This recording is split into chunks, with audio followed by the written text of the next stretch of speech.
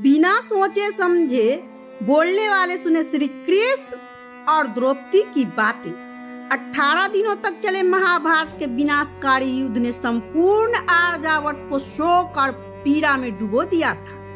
पर इस युद्ध की सबसे बड़ी पीड़िता बनी महारानी द्रौपदी। वह वीरों की रानी अग्नि कन्या आज निस्तेज और निष्प्राण सी हस्तिनापुर के कोने में बैठी थी। उनका तेज मानो लुप्त हो गया था। वह अब कोई रानी न, एक थकी हुई नारी बन चुकी थी, जिसकी आंखों में अनगिनत प्रश्न थे और हृदय में अथाह शून्यता। हस्तिनापुर अब वैधवा का नगर बन चुका था। जहाँ देखो वहाँ केवल विधवाएं थी। गलियों में अनाथ बच्चे रोते भटकते थे और पुरुष शोक में डूबे हुए किसी छाया की भांति इधर उधर टहलते।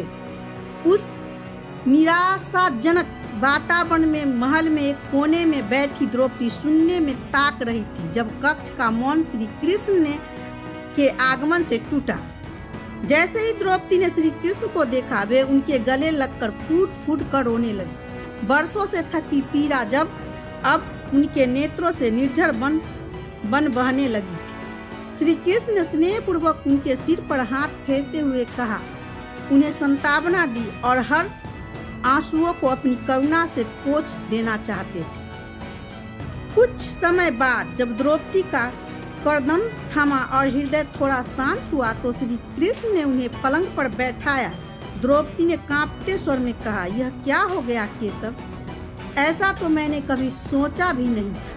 श्री कृष्ण की आंखों में भी एक गंभीरता आ चुकी थी। वे बोले, नियति बहुत कठोर होती है पंचाली। यह सदैव हमारी इच्छाओं के अनुसार नहीं चलती। यह केवल हमारे कर्मों का प्रतिफल होती है। युद्ध कभी समाधान नहीं होता, वह स्वयं एक नई समस्या को जन्म देता है। तुमने प्रतिशोध की अग्नि में यह मार्ग चुना था और तुम सफल भी हुई।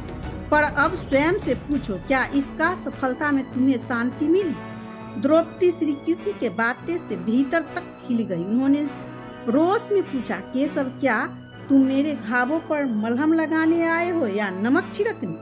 श्री कृष्ण ने बोले, नहीं पंचाली, मैं केवल सत्य बताने आया हूँ। हम अपने कर्मों के परिणाम को दूर तक नहीं देख पाते। जब परिणाम सामने आता है तब बहुत देर हो चुकी होती है। यही कर्म का सिद्धांत, अच्छा कर्म आगे और अच्छा कर्म लगता है। वह कर्म और बड़ा, यह एक चक्र है जो अनवरत चलता है। द्रौपदी ने शांत स्वर में पूछा, तो क्या इस युद्ध की दोषी मैं ही हूँ?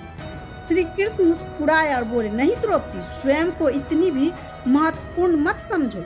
पर यदि तुम अपने कुछ निर्णय में थोड़ी दूरदर्शिता रखती तो शायद यह पीड़ा इतनी गहरी नहीं होती।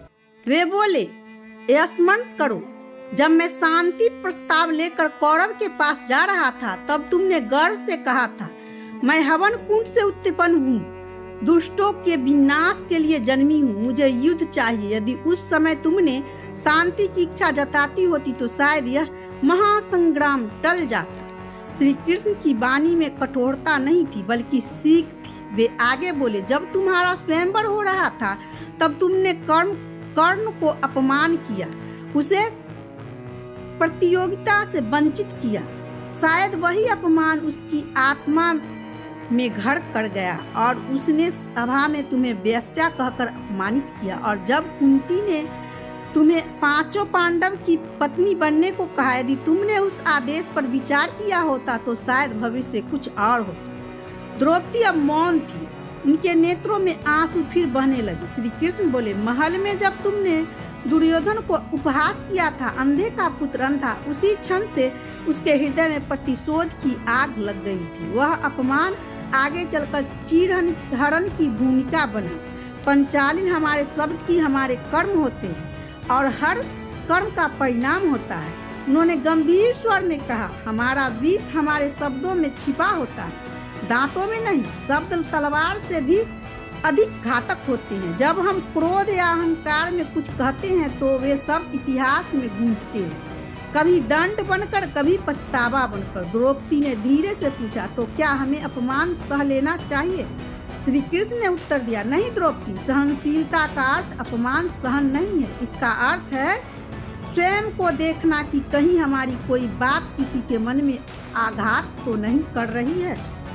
वे आगे बोले, हर कहानी के दो पहलू होते। अगर कोई तुम्हें अपमानित करता है तो यह भी सोचो कि क्या तुम्हारी कोई प्रतिक्रिया उसकी चुभन का कारण बनी।